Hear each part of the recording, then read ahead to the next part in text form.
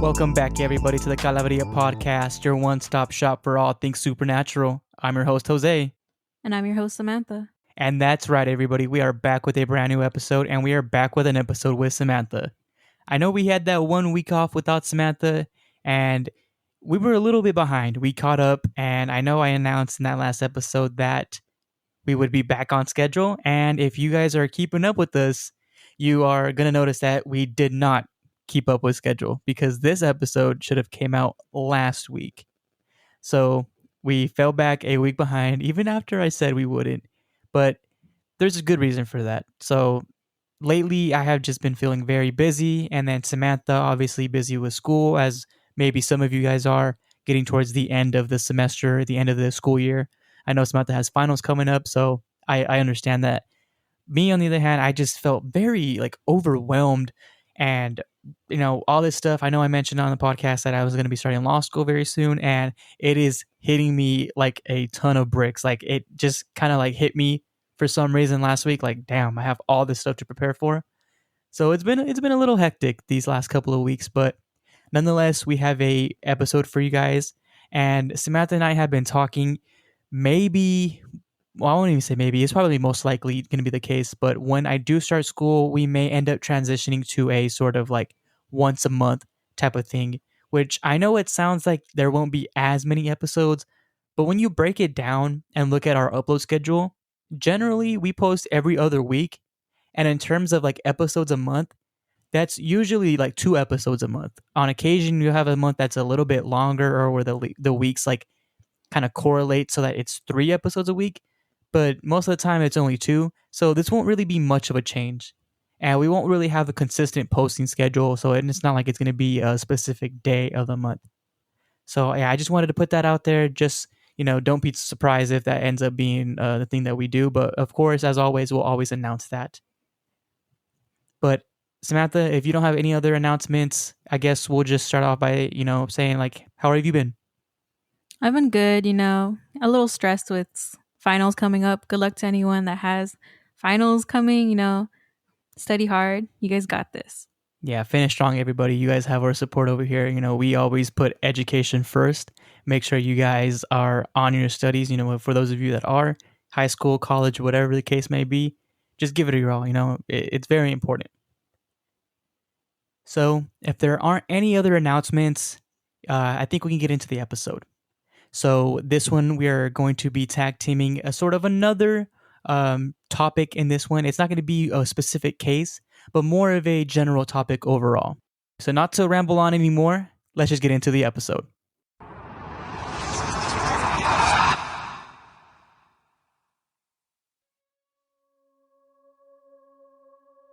Before we begin, let me pose a question. Ask yourselves this. How many people would it have to take to report seeing an event before you could believe it to be true?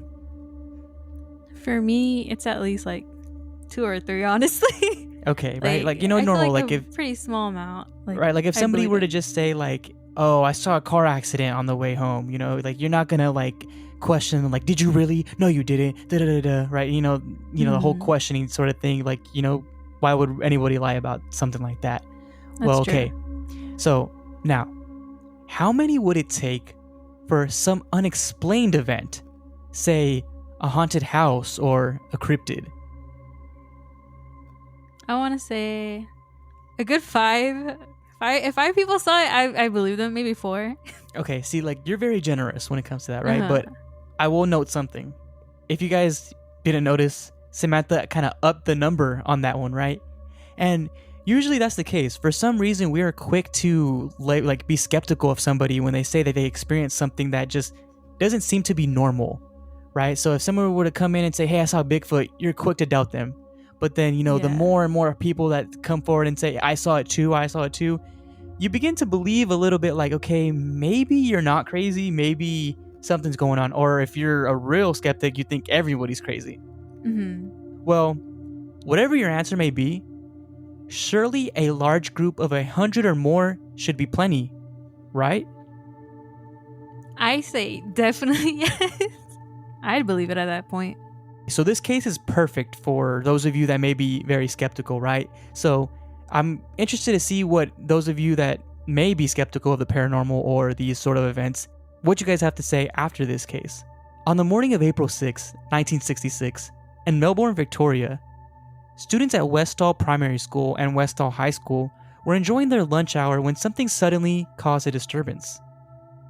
This ended up catching the attention of students from both schools, school staff, and even nearby residents. But what was it? They described seeing an unusual object flying slowly over the school. It eventually descended past what was known as the Grange, which now serves as a nature preserve. Furthermore, they described it being completely quiet as it passed through. Not only that, but they said that the object was about 2 times the size of your average sedan, silver in color, and most importantly, shaped like a classic UFO. In total, over 200 students, school staff, and local residents witnessed this unexplained event. No one had ever seen anything like it before.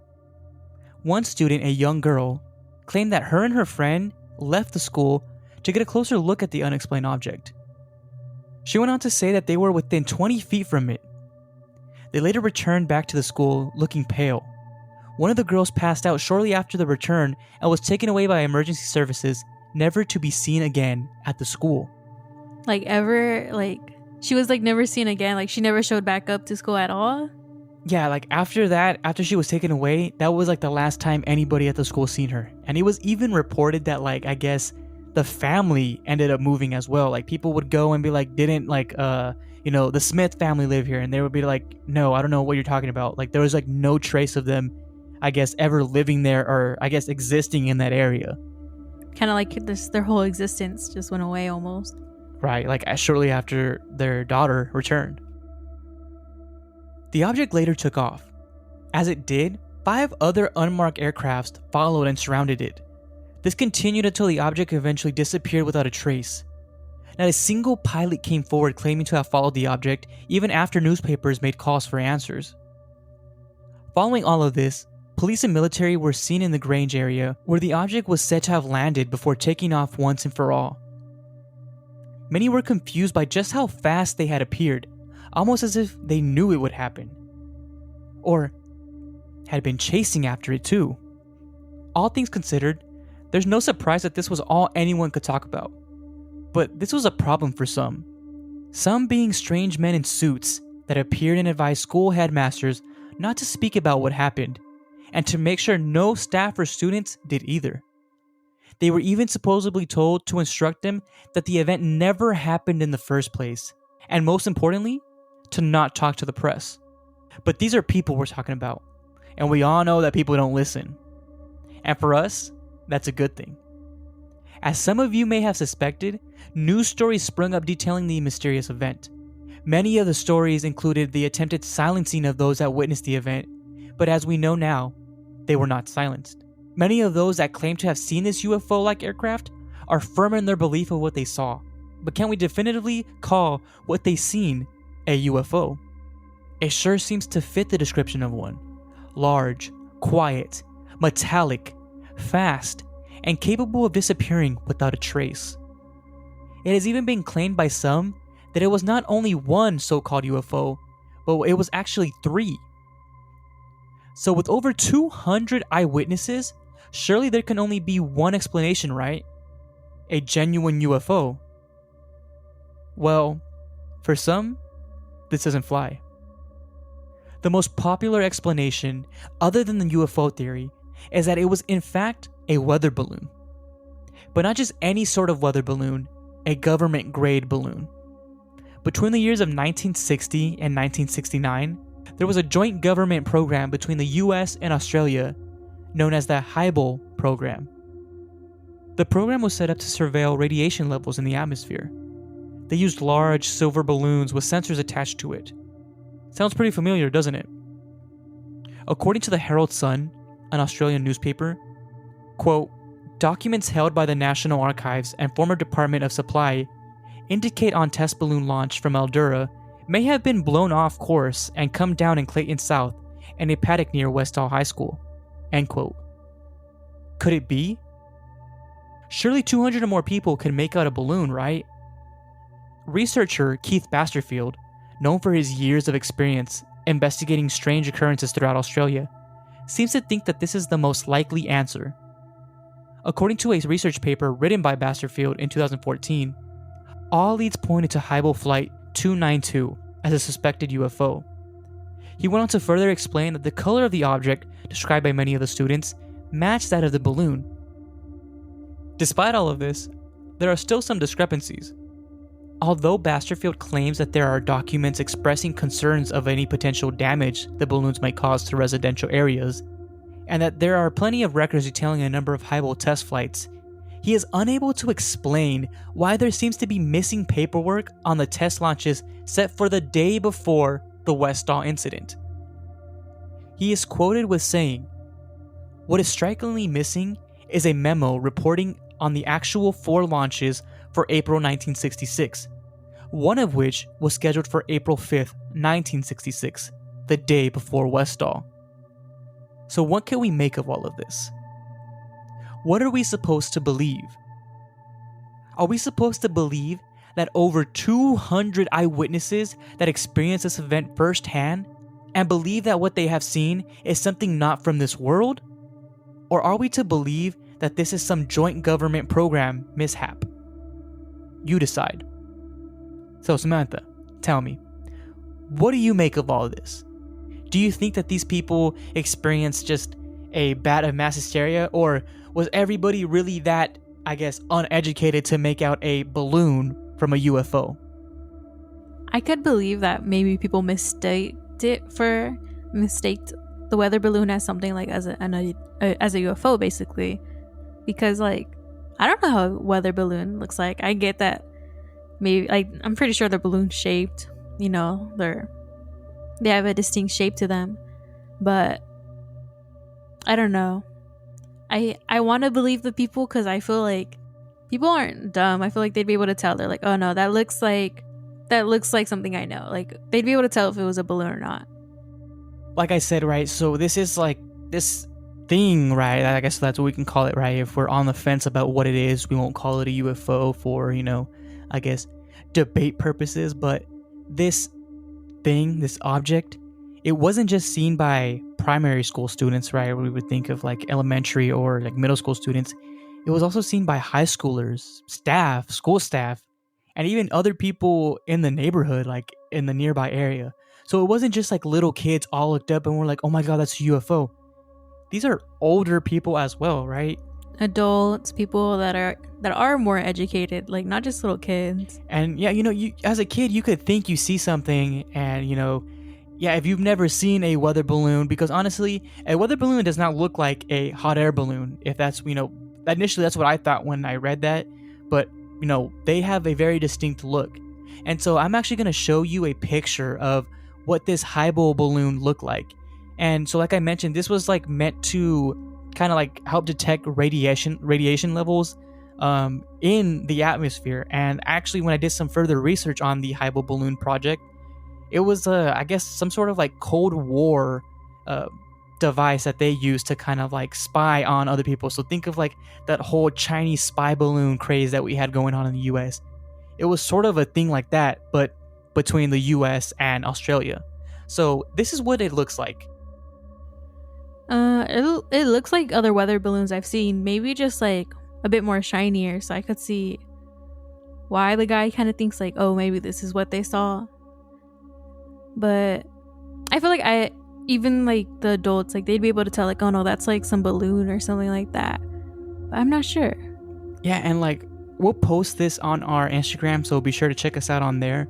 But honestly, when I looked at this, the different articles that I read, and it mentioned the Hubble balloon theory, I instantly was okay, I guess now we have a little bit more understanding of what our government is doing, the different technology we had. But I would imagine back then, especially during the Cold War era, most of these people probably didn't know as much as we do now. I feel governments were very, very secretive during that time, where now we're kind of aware of what our government does. I mean, to some extent, and our past, we know what they're capable of. But at that time, I feel so many people had, faith in their government, and like it just expected that they were doing stuff and they weren't conducting, I guess, secret programs, which although this wasn't a secret program, this is not something that just most people would know about, obviously. But looking at this today, right now, knowing what I know, seeing what I have seen, I find it hard to believe that I would freak out if I seen it in the air and think, oh my god, it's an alien spacecraft or something. Like, it looks like a balloon to me. It looks like a very, very big, like, plastic bag, like a plastic bag, like just a huge plastic bag. I guess that's the best way I could describe it. That like somebody kind of like swished around to catch a bunch of air, and like that's literally what it looks like to me. But I see how people back then could have seen that and been like, what the hell? But it's weird because there actually are drawings that some of the students made kind of depicting how it looked like? Yeah, like depicting what they saw. And I mean, those pictures that I showed you, it's not an exact picture of like that reported like flight that was miscounted. It's just a picture of just how those balloons looked like in general. But I'm going to show you right now exactly what most people described seeing, and like what these children kind of like illustrated. Mm-hmm. So first I'm going to show you a picture of something that was published, I believe it was on a newspaper. Okay. And so you see there, those are like 3 UFOs that supposedly, like, people, it's kind of like argued that it was 1, some other people say it was 3, but tell me what you see there. Does that look like what I showed you? No, those look like classic UFOs people like usually will draw. If you're like, oh, draw me a UFO, like that looks like a classic UFO. You see, and that's the thing. Most people say that it is like I literally said it in there, right? It was a classic saucer type. Here's another picture. Yeah, literally, like I feel like if they would have seen the balloon, they would be drawing a lot more circular pictures, something more balloon shaped, I feel like. Yeah, like it just really doesn't make sense. And like there are plenty of drawings of what these children saw, because some of them were, primary school children. Mm-hmm. There's one specifically that I gotta show you. Like, it clearly looks like it was written or drawn by a child. Drawn is a word, I guess. Like a child drew. But look at this. Like, this does not look like anything like the balloon that I showed you. It does not. It's just like a giant, like, oval, like, circle. Yeah. It literally just looks like I almost want to say like a potato. Yeah, like we will be posting some of these depictions as well as like artist renditions of what happened. But this, I find it very hard to believe. Like, if this is what people think it was, why doesn't it look like it, for one? Unless these kids just are that terrible of like an artist that they couldn't draw like a giant oval, balloon shaped thing. But I feel like if you experience something, you're obviously gonna remember it, especially with something so like memorable, an unexplained thing. If it was just 1, let alone 3 of them, I'm pretty sure you would remember something like that. I guess I just have some more things to talk about with this, right? So another thing that people say happened with this is that the area in which they landed at actually left like an imprint in the grass. So it's actually said that where it landed, it burned the grass into like a perfect circle. This picture I'm about to show you, I don't know if it's like supposedly supposed to be like the exact area or just a rendition of what those people may have seen. But as you can see there, it's like a perfect like circle / like oval burned into the grass, or perfectly like pressed down into the grass. I mean, like, I don't know how a weather balloon would land, but I feel like it wouldn't make an indent or like some kind of like imprint like that. Yeah, like I wouldn't either, but considering that this is supposed to detect, like radiation, whatever, I really don't know. But, all these things like together, it's just very hard to believe. And I mean, I have some more, I guess, more evidence to further prove or further support the UFO theory. So I mentioned that many of these people were silenced, right? Like, even like news stories were ran as to like how these students were silenced, and the staff that viewed this as well were told to like keep quiet and act like nothing ever happened. I mean, there was the supposed men in suits, which, I mean, we all know what that is, right? The men in black. Yeah, the men in black. Telling the headmasters, tell your students that what they saw was not real. Like, what is I that? think the fact that they were telling them tell them that it wasn't real is very, it's so suspicious. Like, what are they trying to hide? If it was just like a weather balloon thing, like, I don't know. It's just so suspicious that they tell them to say like, "Oh, that didn't Exactly. happen." You know, and I began to think about it, and I guess I kind of came with like an explanation that I guess makes some sense. Where if this was some sort of like Cold War era like spying device, I mean, I understand why maybe they wouldn't want people talking about it to not kind of like give up that information or at least Mm-hmm. the technology the military was using. But like, why not? Tell people like, okay, this is a matter of national security or something, instead of just trying to like hush them and make it like, Yeah. I feel like they could have done a lot more. If this was really, really that serious to try to silence him, I feel like they could have scared him a lot more, Like going up to the parents of the kids, of all students, because we all know, obviously, governments are more than capable of doing a lot of things. Mm-hmm. We know a lot of stuff that go on in the U.S. history where our government is, it's had some pretty dark things that have gone on. So I feel like it wouldn't be hard for them to kind of spark that fear into anyone, but like for them to just kind of be like, hey, tell the kids that this didn't happen, and tell the kids like not to talk to anybody. And the press, that's another thing too. Newspapers, they ran stories on this, calling out to like, hey, if you were one of the pilots, what happened? And so for some, it actually worked. A lot of these students did keep quiet.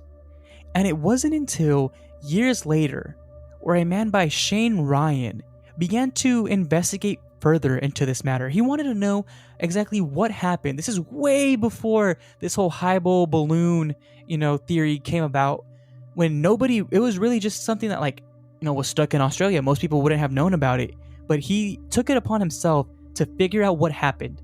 And he actually went out to like write a book, and in this book he called for people to share their stories with them. He called out, for those of you that experienced this thing, tell me what happened. And so it wouldn't be until then that many of these people who just had this like secret that they kept to themselves, where they felt like maybe they were crazy for seeing this as a child, they seen that others were coming forward and talking about it. So they felt compelled to tell their story. And so Ryan reached out to many of these witnesses, and many of them, were interviewed by him. And there is even a documentary, I believe it's called like Westall UFO 66 or something along those lines. If you search up Westall UFO documentary, it'll pop up. I personally have not seen it. I may end up watching it, just, it's just very interesting, this whole case itself. But like, it has to deal with like some of these witnesses coming forward years later. But in it's just Shane's kind of like investigation into like what actually happened. And mind you, Shane is also like a sort of like a paranormal researcher or investigator. He is like I believe he's some sort of like UFOologist. He is really into this sort of thing. But it's interesting that he took it upon himself to kind of reignite the interest in this, because it's kind of crazy where we talked about like how did they not like silence them, further, I guess, or like in ways that we would imagine the government to take. They really just kind of told them like, hey, don't say anything. And some people didn't say anything, it was like that simple for them. So I don't know, it's kind of interesting. And so there's another thing actually that I found, where some years later it emerged that this was in 2018 by the dailymail.com. They reported that there was some audio that emerged. And in this audio, it was actually an interview with Dr. James E. McDonald. And he interviewed a Westall school teacher by the name of Andrew Greenwood. And Dr. James E. McDonald is some sort of like UFO expert. He's been interviewed on Fox News of all things, right? So he's pretty well known. Like, I wouldn't say reputable sources, but like pretty well known. Like, everybody really knows what Fox News is. So like, this guy has gone on to stations like that and talked about these sort of things. Well, this interview that Daily Mail talks about, they link to like a YouTube video. I listened to some of it, and in this, it's just sort of like Dr. McDonald kind of like recapping his interview. I don't believe it has like the actual audio of him speaking with the teacher, but it's him like recapping the whole interview in itself. And in it, he explains that the teacher told him that it was brought to his attention when a child ran into the room and told him that he saw a flying saucer, and immediately he thought that the kid was like crazy, he was like delusional in a sense. Until he went outside and noticed that everybody was like staring at like something, right? Just looking for something. And that's when he saw it. So he saw it for himself. And after he did, he believed, obviously, that like something was going on. And of all things, just like the headmasters were, he was told to keep quiet as well.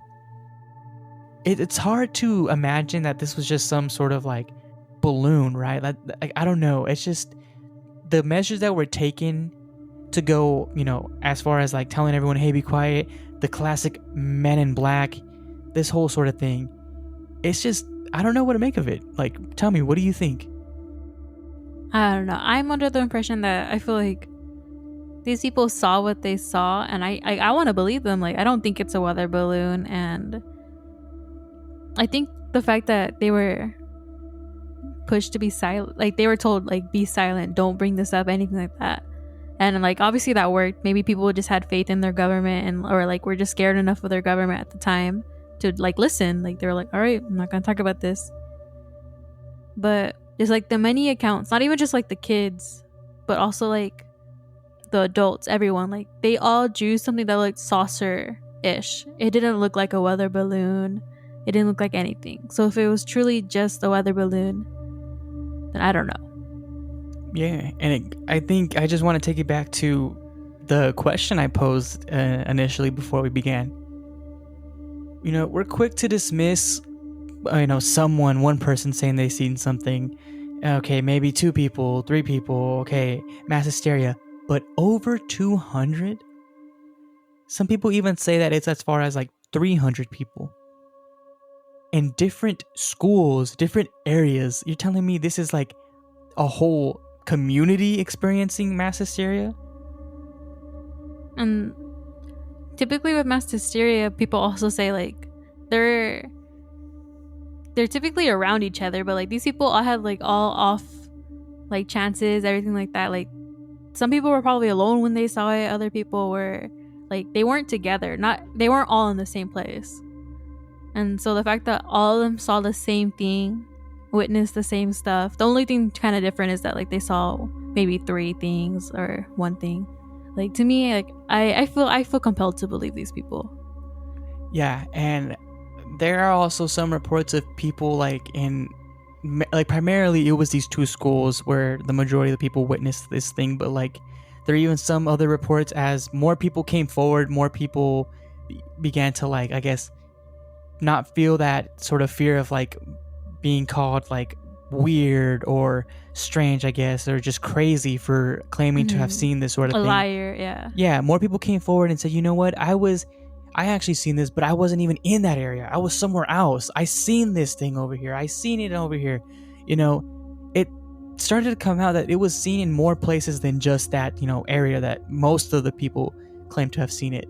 So chances are this was viewed in a pretty wide like area for one, right? So like the field of sightings, kind of just grows exponentially. We really don't know just how many people truly saw like this UFO or this thing in the sky. Yeah, and so like I think I am on like leaning towards the side of like what they seen probably was a UFO.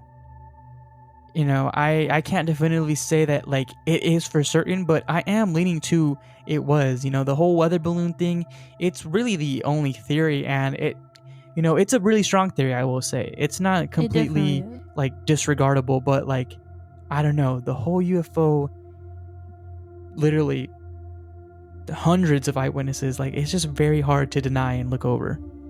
I think an interesting question is like we believe them, but I think like we are compelled to believe them, but I find it interesting that even after so many accounts and everything like that, we're still like questioning and we're still skeptical.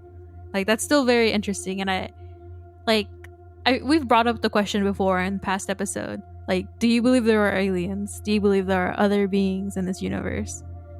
And I feel like for some people, if they don't believe in something, like the number of like how many people see it just goes up and up, and their skepticism just goes up and up more and more. Exactly, yeah. I just feel like there are those people that are just steadfast as like, well, I didn't see it, so it can't be real, you know? Like, Yeah, I've never seen a tiger in person, but I'm pretty sure tigers are real, you know? exactly. Like, we didn't see dinosaurs, we never lived with them, but we're pretty sure they're real, you know?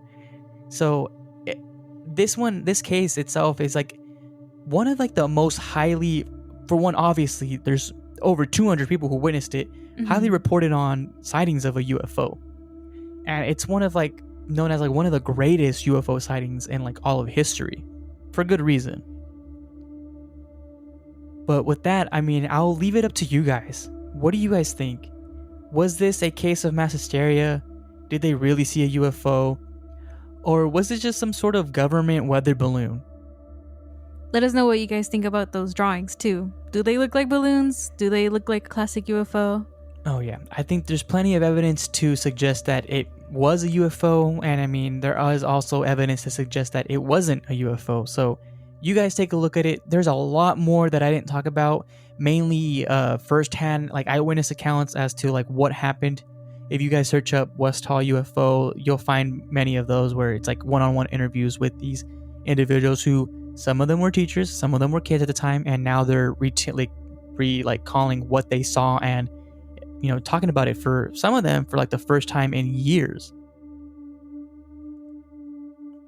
So, as always, I would like to end off by thanking my sources. Thank you to theparanormalguy.com for their entry, The Westall UFO Incident of 1966, written by the owners of the Paranormal Guide on June 4th, 2013. Thank you to rogueplanet.tv for their entry, UFO Case File, The Westall UFO Encounter, written by Rogue Planet HQ on January 31st, 2017. Thank you to heraldsun.com.au for their article, Westall UFO Incident Was Actually Government Radiation Testing, Reports Reveal, written by Mark Dunn on August 6th, 2014. And finally, thank you to dailymail.co.uk for their article, New audio reveals spooky new details of the day in 1966 when 300 pupils witnessed saucer-shaped UFO flying over their playing fields in Australia's largest mass sighting, written by Debbie White on August 7th, 2018. And yes, that is an actual title of their news article. Oh my god. There's like just like a running joke with like Daily Mail that like they literally write books in their titles. It's like, if it could be something about like a ghost sighting, and the title would be, you know, woman sees ghost in 1600 mansion, but it's really not a ghost, and it's really this, and it's really that, and it's really like, you know, they're gonna explain the whole story in the title. Yeah. It's like, okay, leave some suspense there, you know. It's like a spoiler right in the beginning. But yeah, as always, thank you to our sources. But we are not done. We actually have some more for you guys. So Samantha, you want to let them know what we have? So, like, that case is very interesting. There's a lot of conspiracies with it. There's also a lot of just like looking at like the eyewitnesses. But we also wanted to tell you guys some alien abduction stories, some UFO sighting stories, and it's just some interesting stories about possible aliens being here on this earth with us. So our first story comes from the subreddit r/alien encounters by the user neither_towel_7673. So I'm pretty sure I unlocked an old memory of being probed by aliens as a child. Last week I had this memory flooding back to my mind. I was a child under 7 years old. We went to Mexico to visit my dad's side of the family. He had grew up in San Luis, like in the middle of nowhere, by the mountains. I just remember there only being sand and dirt, no grass, and a bunch of cactuses everywhere. When we get there, it was already late, so we went to sleep. We didn't all fit on the bed, so me and the other kids laid on a cot on the cement floor. Everyone had already fallen asleep, but I was little and in an unfamiliar place, so I was still up and couldn't sleep. And I was staring at the bottom of the door because there was an open space. I could see outside, and it scared me. Then I started to see a bright, blinding white light, and there was a strong wind and dirt going everywhere, and the door opens, and the light is so bright I could barely open my eyes to see. but I looked up to see 2 gray aliens with big black eyes standing at the doorway. And I got scared, and I hurried up and put my head back down, and I closed my eyes. I could feel them moving around at the top of my head, but I couldn't feel anything, so it was weird, and I just kept my eyes closed. And the light started to fade away, and the wind started to die back down. So I opened my eyes again, and the door was closed, and they were gone. As a grown-up, I thought maybe it was just a dream, but it couldn't be, because I remember the next day when I woke up during the day, I kept hearing something rolling around in my head. So I kept shaking my head and could hear something in there. I remember telling my mom to put her ear near my head when I shaked it, but she couldn't hear it. She said, "No, I can't hear anything. Go play." I'm 28 now, and I told my dad, and he believed me, which was crazy to me because he's so serious and strict, but he believed me. He said his dad used to see them out there all the time, and that they had huge black eyes, and that over there they used to look like balls or orbs of light. Which made me think of the story of 2 soldiers who shut down a UFO, and 3 gray aliens with big eyes emerged, and merged into a sphere of light, and turned their soldiers into limestone. It just stood out because they were gray aliens with big eyes that could turn into a ball of light. So what are your thoughts? Do you think this guy was probed as a kid?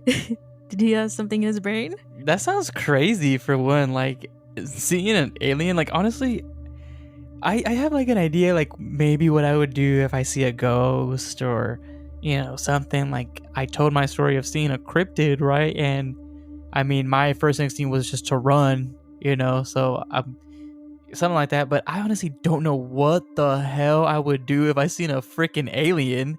I don't know either. I mean, the kid tried to play it off, be like, "Oh, I'm asleep." But yeah, like it's like, okay, bye. This is a very interesting story to go with like our case, because like the dad instantly believed him. Like, to him, these are 2 credible sources. One, his dad would always tell him, "Oh yeah, like these aliens are always there," and then now his son is telling him like, "Oh, this weird thing happened to me when we were little and we visited over there," and he's just like, "No, yeah, that happens."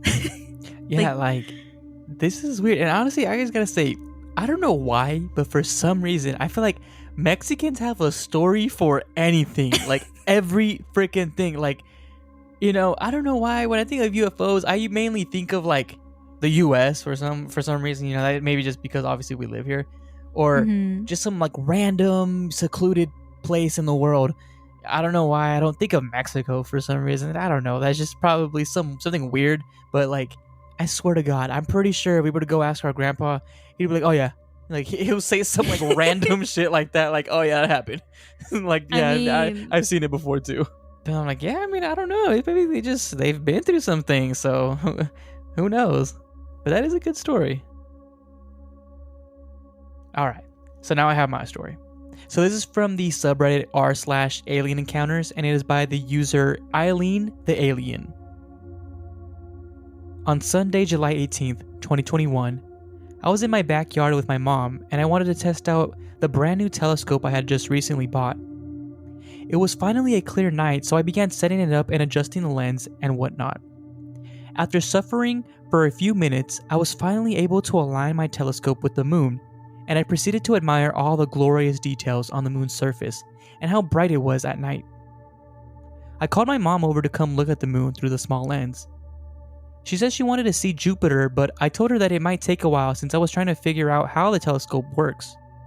As I'm readjusting the position of the tripod, a weird feeling comes over me. I felt the same way as when you are walking around in public and someone keeps staring at you, and it's almost as if the stare from their eyes is burning into the back of your head. My instincts told me to turn around, so that's exactly what I did. As soon as I turned, I noticed a very large orange glowing orb just chilling in the sky about a block away from my house. As I stood there in disbelief, my mind was trying to convince me that it's probably a plane or a helicopter. But all logical reasoning was thrown out the window when the glowing orb began to move in a bizarre zigzag motion. The exact moment when I whipped my head around to look at it, I saw that it became frightened because I noticed it floating there, just watching me. It freaked out and started zigzagging around, and in seconds it shot away, at the speed of light, gone without a single sound. To be honest, if I had blinked during any of this, I probably would have missed it. I started panicking a little because I was so confused and I couldn't believe what I had just witnessed. I had so many questions. What was that? Why was it watching me? If it was extraterrestrial beings, What are they planning to do? Every time I think about this experience, it gives me chills. But it also makes me very curious to find out more about what I saw that strange summer night. So this one's a little interesting. I never really associate a glowing orb with like an alien. Usually we think of like, orbs, or at least on videos, as like spirits, or even in I think at least in Mexican culture, like balls of like fire, or like those sort of things. They're known as like, brujas, like the witches.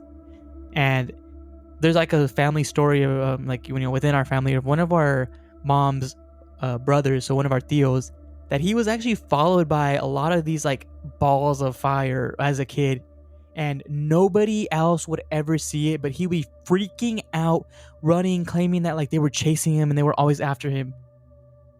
So I know that was like a little off topic, but that's what my head immediately thought of. So what do you think about this? Honestly, the first thing I thought of from the story was like the fact that they said like they had an uneasy feeling, like something was watching them. And I kind of thought back to like my UFO case I brought up a while ago, where, the couple, I forgot their names, but they saw a UFO, and like, oh, like while they were driving. It made me think of when they actually finally parked and like looked at it. And when they were looking in, like they see like these like weird like beings in there staring back at them. That's the first thing I thought of. And I got spooked out a little bit. And I don't know. Like that's a very interesting story. Like the fact that they could feel like something was watching them, and they turn around and they see this thing in the sky. Like that's scary. Yeah, I thought that was also like a strange, like, I guess, sort of coincidence, like how all this kind of worked out, where they felt like someone was staring at them, and then as soon as they turn around, it's like, oh shit, they're looking at us, let's go, and then like they left. But I was looking at the comments right now, and I've seen something interesting. So this user by the name of Carmen7770 says, I've done a lot of research on sightings and extraterrestrial races in my lifetime. A lot of people refer to a glowing orange orb and an intense, eerie feeling when seeing them. A lot of people had theories that this was the reptilian race. I've even heard a first account from one of my best friends where he was about 4 in a rural area when he was camping, and the same intense, uneasy feeling. But yeah, if you're looking to research more, I suggest looking at reptilian sightings. So I think that's interesting too. I've heard a little bit about these like different, like, I guess, extraterrestrial races, like the reptilian race, mainly with these huge like conspiracy nuts, like kind of like Obama's a reptile, like those sort of things like that, and the shadow government. Yeah, like I've heard of it in terms of that, but I thought that was interesting, kind of like referring it over to that. I know there's lots of like these different races. I don't know too much about it, honestly. Like me either. I just know about the great beings and the reptiles. That's it. Yeah, and so like I thought that was, that could be something to look into. I liked how they kind of like pointed the user to like some more information or more things to like look into to potentially learn more about what they experienced. So my last story comes from the subreddit r/alien encounters again, from the user organic_ad_6677. It's titled, It Walked Funny. As far as I can remember, I've always been able to see things. One specific encounter stays in my head. I was about 7 or 8 years old. I shared a room with my older sister, and we both slept on a full-size bed. I slept against the wall because she was older and said I could fall to the floor if I slept on the other end. We always went to bed around 8:30 p.m. on school nights, and my parents always left our bedroom door open. It must have been during September or October because it was quite cool. One night I was awoken by what sounded like footsteps. I felt pressure on the bed as if someone put their knee down on it because I felt my sister roll down. The only problem is that I wasn't able to open my eyes or turn away from the wall. In my head I told myself to turn around. Turn around! And something responded back in my head. Don't look at me. This conversation went on for what seemed like minutes before I was finally able to gather up the courage to turn around. As I turned to see this being, it was now holding my sister up in its arms, trying to lift her out of our bed. I gasped and pushed my little body back up against the wall. This thing laid my sister back down ever so gently and put its long, pale finger up to its non-existing mouth and said, "Shh." I wanted to scream. I wanted to yell for my dad to come help us, but nothing would come out of my mouth. I started to cry without any sound, and right as this thing began to lift my sister up again, I let out the most blood-curdling scream. "Dad! Dad! There's something in my room!" This thing stared so angrily at me and dropped my sister back down. It must have been about 3 to 4 feet in height, and it was wearing what I could only remember describing as like this underwater swimsuit that Scooby-Doo would wear. This thing tiptoed out of our room and disappeared up through our ceiling right before my dad came charging in. I was so terrified. I wasn't able to ever speak about this incident until a couple years ago. My whole life I thought it was a ghost. It was only when my husband suggested it might have been an alien, and that its arms were insect-like, so that's why it walked funny. So, how would you react if we're sleeping in the same room and you feel like something's there, and like you're in your head, you're like, okay, I'm gonna turn around to see what's there, and then something tells you in your head telepathically, don't look at me. Honestly, I feel like, okay, like you said, like you're sleeping, right? And obviously I would imagine that maybe like in that moment I'm like just groggy or whatever, right? So I wouldn't really be thinking straight for one. So like if something did talk to me, I don't know, for all I know, I could think maybe it's a sign of a TV or someone's phone or, you know, something like that. And I mean, if I seen something, that'd be a whole different story. I feel like instantly I'd like snap awake and I don't know what the hell I would think, but that is like freaky. Like it probably hit me after like, oh shit, like what was that? Like who said that to me? I feel like for me, I would have woke up instantly because I'm like, that's not my voice. Like I like that, like that's not my voice in my head. If this happened with like us when we were younger, you would have been gone, because my philosophy is to not turn around, not look at anything. If I'm not seeing it, it's not happening. Yeah, so I would have woke up to you gone. I'm sorry. It's nice to know if something happens, you're just gonna leave me stranded. But like that's scary. And when I was reading the story, I was just like, they talked about how like it walked funny, and they talked about like the suit and everything, and like it just sounds like an alien. It doesn't sound like, oh, or not even an alien, like maybe even like some weird cryptid that steals kids. Like it sounds not like a ghost or anything like that. And they said like in the story that they've seen things and whatnot, but to me this didn't feel like super supernatural. Rather, it just feels like it's like some kind of creature. What are your thoughts? What do you think this might be? Honestly, I don't know. I mean, I think we can think back to that last story that I told, where they talked about, or somebody in the comments talked about like the different like alien races. It could be something like that. I mean, we've seen Men in Black. There are like the different aliens that do resemble like insects, and it, you know, kind of said that it kind of walked like an insect or something along those lines. That kind of, you know, that could be something to explain, because obviously we mentioned this past episode, but you brought it up, how we are probably, at least in our views, we're probably not the only people, or I wouldn't say people, but things in this universe, for one. And like, who's to say that, you know, there aren't talking alligators in like another universe or something, like where everything's normal to them, and if they seen us, they'd be like, oh my god, what the hell is that? So like, yeah, like what if there are walking like stick bugs that are like, you know, human height, or, you know, for all we know, like 20 feet tall, and that's just their normal universe. So we have no idea. I mean, the possibilities are literally endless. Like, I feel like our brains can't even comprehend what is potentially out there. So, I mean, when we have these little slips of people, or I keep saying people, but like we have no idea what the hell we would call these things. These beings. These beings kind of going into our world. Obviously, it's gonna freak us out, like as anything would, right? But I don't know what I would think about this, and I don't know what I would classify this thing as. I'm not quite sure either. I feel like I'd say like some type of cryptid almost, to maybe like their husband was onto something with like suggesting it being an alien. Yeah, and I think honestly that'd be like a good word for this, because it is very, you know, it's unknown to us. We don't know anything about this. I've never heard of anything that looks like this.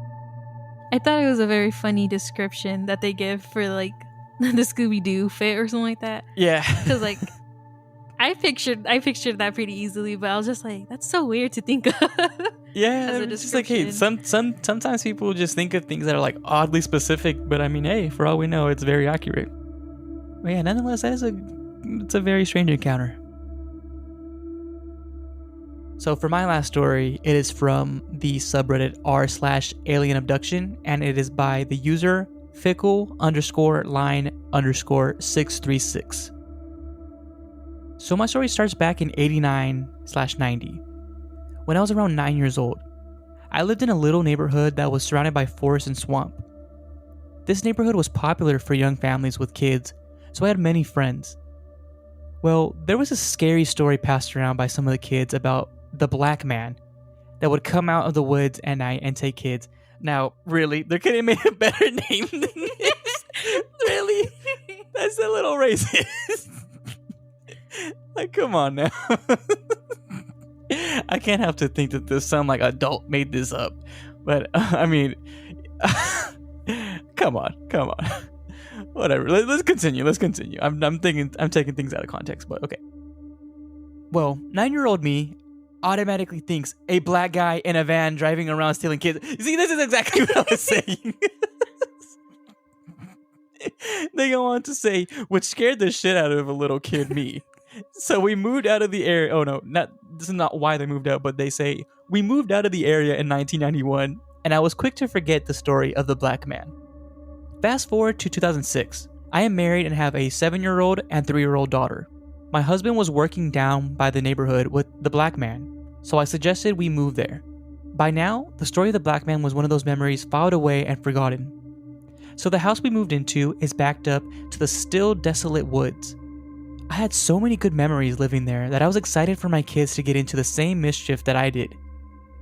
Well, the first night we moved in, my husband and I slept on the futon in the living room. I had a very vivid, surreal dream that I woke up and stood up facing the laundry room.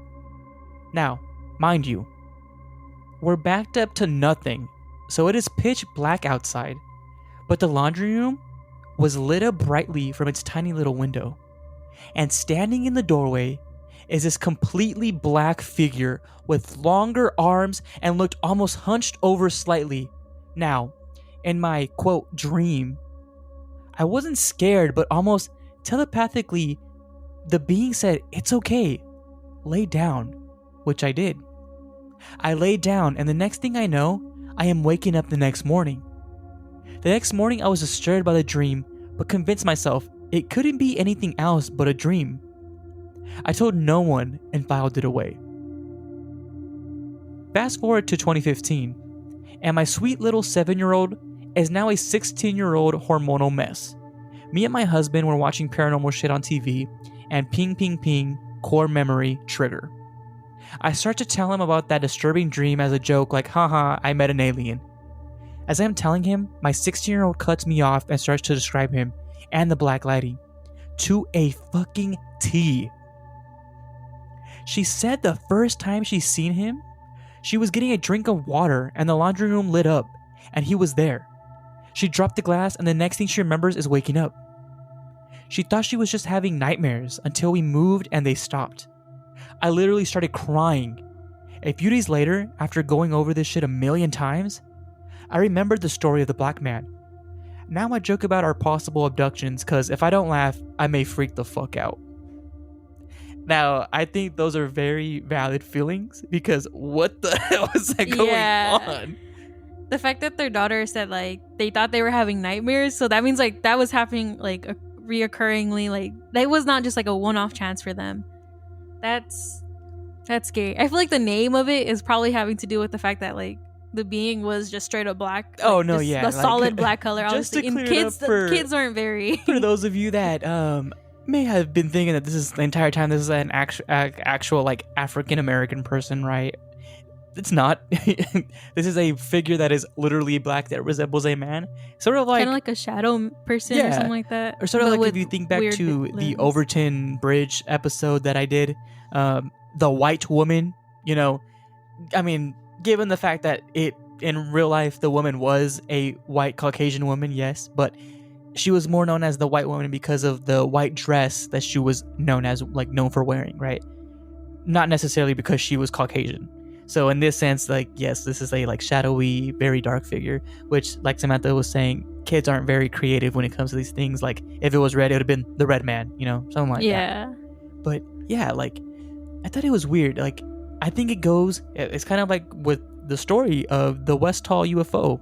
Like, how many people would it take for you, to hear it from until you finally realize that, like, it was real? And kind of like the first story I told with the dad just being like, okay, I feel like it also has to do with the fact that, like, if you know those people and you know, like, oh, they aren't ones to lie, then I feel like you're more inclined to believe them. But if it's Yeah. like just some stranger being like, yeah, this happened to me, you'd be like, okay. But like, say you tell me something, I feel like I'd be more inclined to believe you than anybody else, like some random person off the street. So that's also probably a big factor with like just believing these stories. And I think it adds to the credibility with the fact that, like, the user just kind of kept it to themselves. They tucked it away, like they said, they filed it away as like another little like core memory. And randomly, when they decide to bring it up to their husband, their daughter is just like, wait, like literally cuts him off in the middle of the story and was like, oh, and he looked like this, right?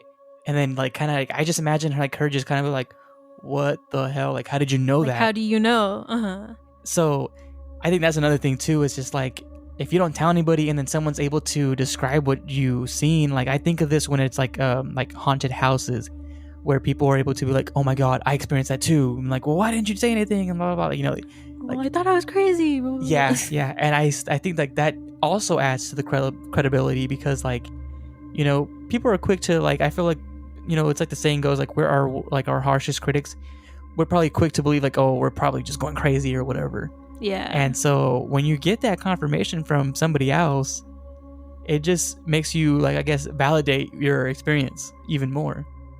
It validates it, but I feel like it also makes the experience so much more. And she says, like, she's laughing at it and like she wants to pretend like this isn't anything because that's scary to think that this happened to them and that their daughter was likely abducted by this being multiple times. Okay, and so that goes to, I guess, my next question. So do you think that they were, like, abducted, and do you think this was, like, an alien being? I'm not sure if it was, like, an alien being. I'm more on the side of, like, maybe this is, like, again, like, the last one. A cryptid, something, like, some, like, random being, almost. Just taking them. Yeah, and honestly, I don't know if I would attribute this as being an alien. It could be, like you said, some random being. Like, for all we know, it's like a spirit of sorts, like something that just kind of feeds off of like energy. I think it is weird, like it only approaches them, or I guess shows itself within their dreams, and then they kind of just like black out in a sense, like they stop dreaming and then appear later on, like they wake up later on. It makes me wonder if they're even dreaming, because I'm pretty sure like it's likely they probably consider it a dream because like it's happening at night, it only happens at night, and this being is communicating to them like telepathically. It's like the same thing as our last story where the thing tells them something without ever speaking to them, but like it tells them. And I found it interesting that like all it did was say lay down, and she was like, okay, I'm gonna follow everything you say. Yeah, it was just kind of like manipulating them in a sense, like it controlled them, like like mind control, Puppets. I guess, or like a little thing like, you will lay down now, and like, yes. Or like, yes. I will lay down. something random like that, so yeah, I think that's weird, and it's creepy too, like that something could kind of like manipulate you in that sense. Like it could have told them to do anything for all we know. And I mean, I guess you can say as like a benevolent being, because it could have abused them, it could have done whatever, but it didn't. For whatever reason though, it showed himself to them. So man, I think these were some great stories, and shout out to Samantha. Samantha actually chose the stories for this episode, and I think she did a really good job. But as always, you already know we got something to talk about. And so for this week, we have a TikTok, and I've never really seen anything like this. How about you, Samantha? Nope, not at all, honestly. Like, I've seen a TikTok not like this, but similar, because I don't know if you want to go ahead and explain, and then I'll explain the one I've seen. Yeah, so basically this TikTok, right, it has like a caption on the video, and it says, this security guard gave 2 kids, air quotes, balloons, and even talks to them. And then right beneath it says, or that's what he thought. And it shows like they're in some sort of like waiting room or some building. I can't really make out what it is. And yeah, it looks like he walks up to somebody and hands them two balloons, and there's nobody there. And then he walks off, and these things seem to follow him. Like the balloons are literally going down the hall right behind him, and there's nobody there. And he even turns around and it's like says something to him, and the balloons are just there like in front of him. So it's very like weird. Like what? Like who did he give the balloons to for one? How are they moving? And why is he talking to them? Well, when I saw this video, I kind of assumed it's a hospital because, like, maybe these are like get well balloons or just balloons from like the gift shop because typically hospitals have those. And it made me think of like another TikTok I've seen of someone at a hospital where there's just this random, not balloon, this random bubble just floating everywhere. And this bubble is like avoiding all the walls perfectly, going up and down. Literally, like, they're recording it for a good minute or two and they're just following it, and it's just behaving so weird because it's just like as if a person were to just be walking through the halls, but it's a bubble. So that kind of is what I thought of.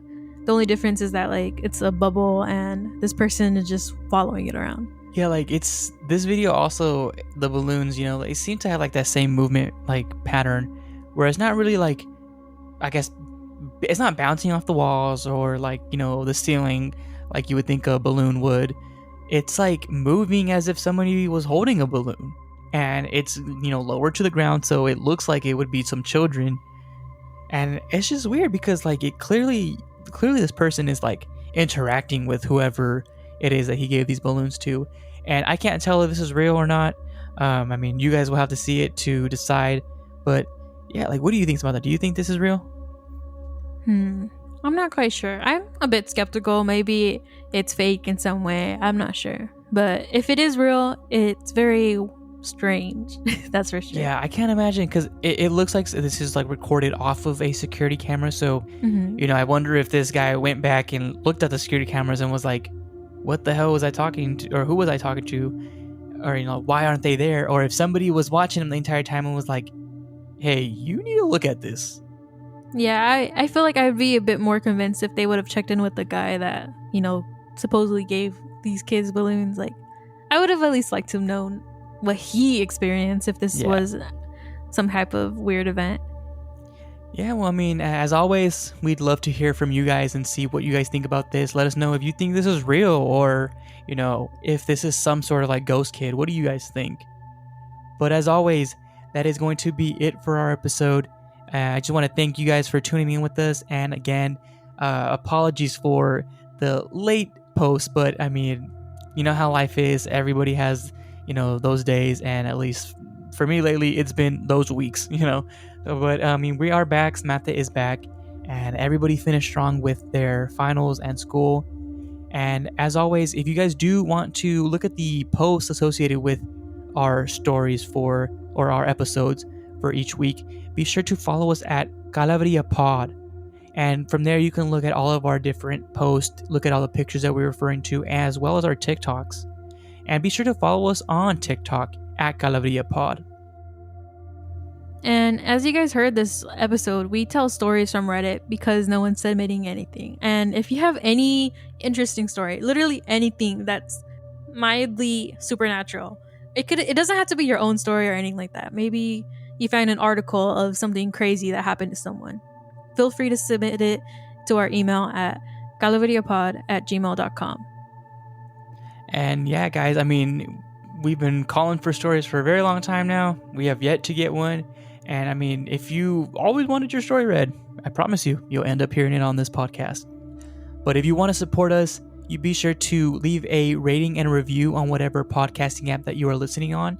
And if for whatever reason you're listening on a app that doesn't let you leave a review, be sure to leave us a 5-star rating. Reach out to us to our email. We're always happy to interact with our fans, whether that's on our TikTok email address or Instagram. So yeah, and then, I mean, be sure to share the podcast with anybody that you think may be interested. This helps us grow, and that's just really what we want. We want to share these stories with you guys. And if there's nothing else, I think that's it for us. And I hope you guys have a good one. I'll catch you guys on the next one. Peace. Bye.